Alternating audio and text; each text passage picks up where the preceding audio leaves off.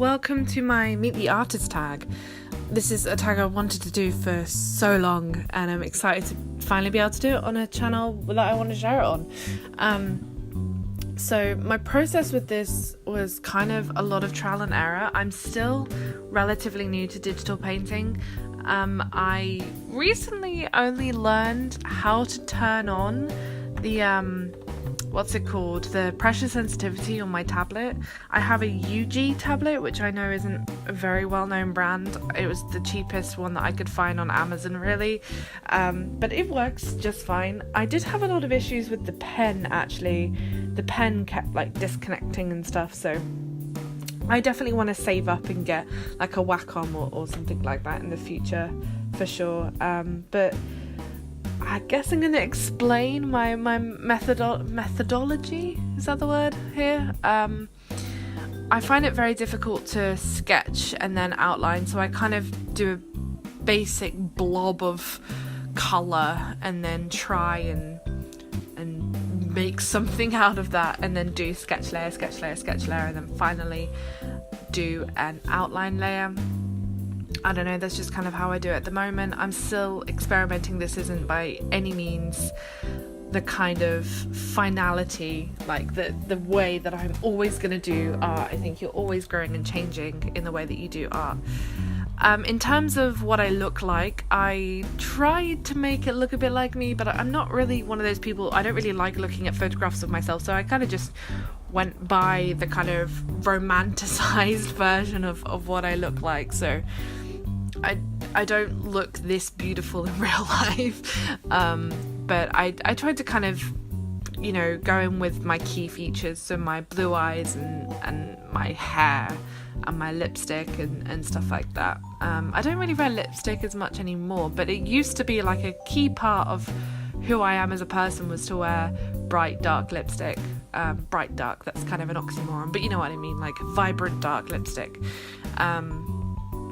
So yeah, I guess this isn't a totally accurate Me the Artist, but it's definitely the kind of what I still see myself when I think about myself as a person. This is kind of how I see myself dressed and stuff, and the stuff that I'm wearing. So I'm wearing just my a normal kind of black strappy top thing, these grey leggings, which I'm so annoyed because I used to wear these grey leggings all the time, but they have a massive hole in them and I can't remember where I got them, and the label is gone, so I don't know what I'm going to do. And also a kimono. I used to wear a lot of kimonos.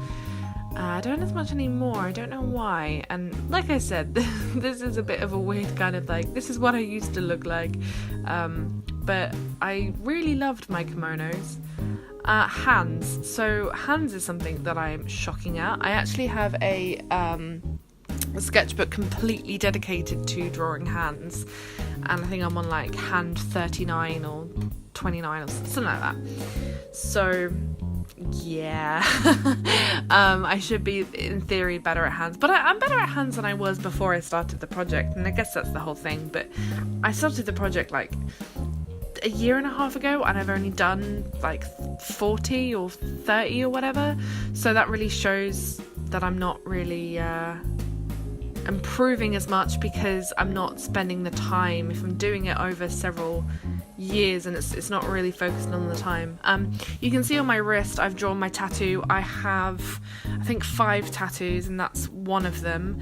Actually there is another tattoo that I didn't draw on, that's actually on that my right arm. I don't know why I didn't draw that, but I do have another tattoo. If you guys want to see me draw all my tattoos, then let me know. That would be kind of cool to do. I guess I haven't really seen people do that on art YouTube. So the first thing I do when I start colouring is I grayscale the background. I find that gives me a more accurate representation of the colours that I'm using. If it's white, then skin colours, I find that I accidentally do them too dark. It doesn't really represent stuff properly. The other thing I'm having issues with here is my pressure sensitivity.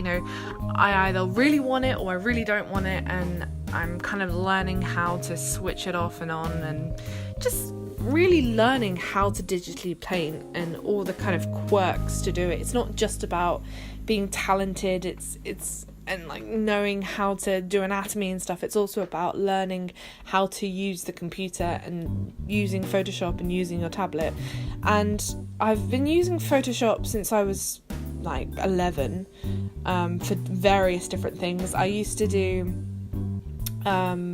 digital painting with my mouse or with a trackpad.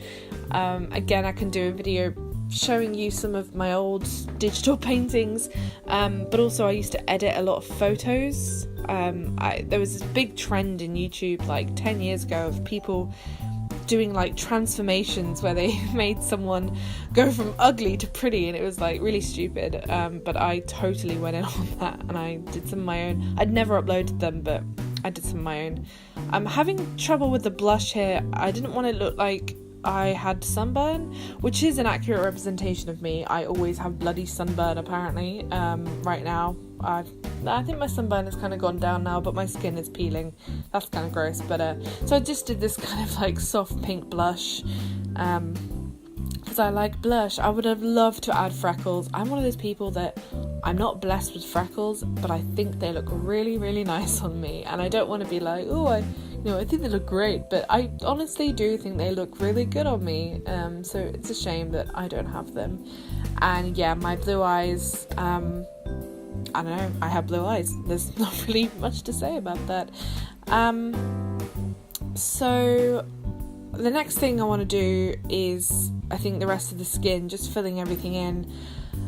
I really like the painting part of doing digital painting. My least favourite part is the line work. I'm just really not skilled at it. I'm not very good at doing line work and anatomy and stuff like that. It's not my forte.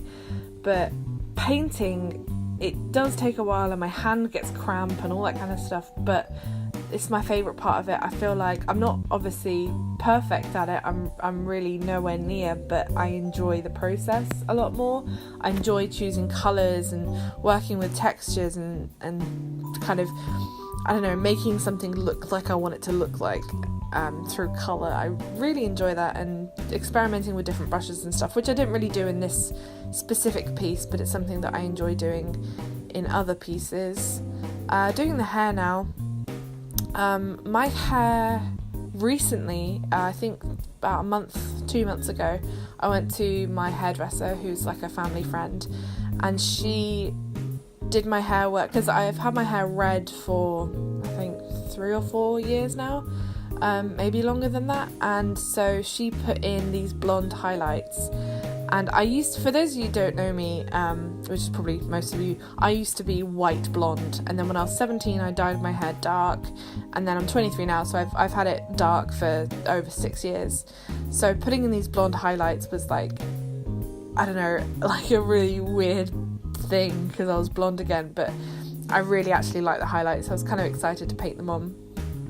I'm doing the black shirt here. It's just a staple piece in my wardrobe that I wear. Nothing exciting, really nothing exciting. And those grey leggings, oh my god, oh no, I miss them so much. I mean, I still have them, but there's a massive hole in them. I should definitely get rid of them, but I feel like they were such a big part of my life for like a year or something.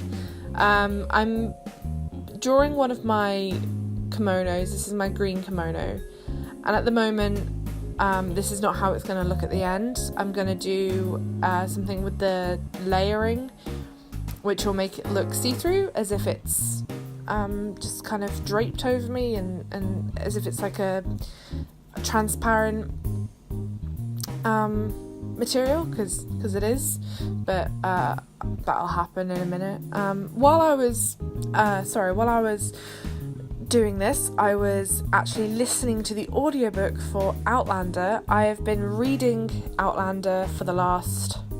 I've been reading all the series for a while now, for the last couple of years, but I've been reading this specific book, A Breath of Snow and Ashes, for the last couple months, and I love listening to it as well as reading it, so I kind of like try and find where I am in the audiobook, and I find that that's, I don't know, really, really nice, so I listen to that as well. I mostly read it, but I do listen to it every now and then. I like listening to audiobooks or podcasts and stuff while I do my art. I don't know, that's what I prefer.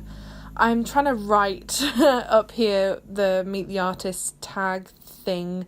I was having a bit of issues with the writing because this is when my pen started to mess up a little bit. This part here, I really couldn't get the pen to work and it was driving me crazy.